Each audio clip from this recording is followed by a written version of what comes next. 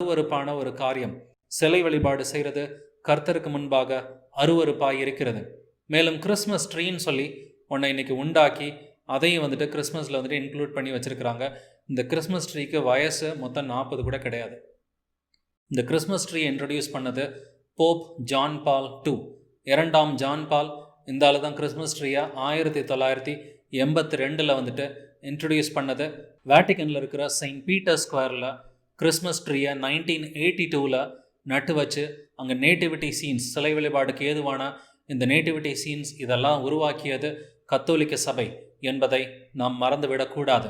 மேலும் இயேசு கிறிஸ்து டிசம்பர் 25 பிறக்கவில்லை என்பதை நாம் புரிந்து கொள்ளலாம்.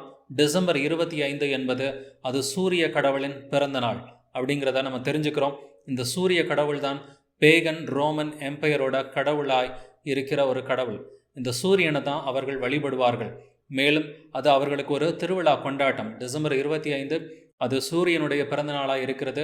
அதை வந்துட்டு அவங்க என்ன சொல்லுவாங்கன்னா சோல் இன்வெக்டஸ் அப்படின்னு சொல்லுவாங்க. Birthday of the sun, Sol Invictus, அதாவது அன்கான்கர்ட் சன் அப்படின்றத வந்துட்டு அவங்க அந்த பிறந்தநாள் கொண்டாட்டத்தில் சொல்லுவாங்க. மேலும் அஸ்ட்ராலாஜிக்கல் கேலண்டரில் வந்துட்டு பார்த்திங்கன்னா அது வின்டர் சால்ஸ்டைஸ். இந்த வின்டர் சால்ஸ்டைஸ் ரோமன் கேலண்டரில் இருக்குது.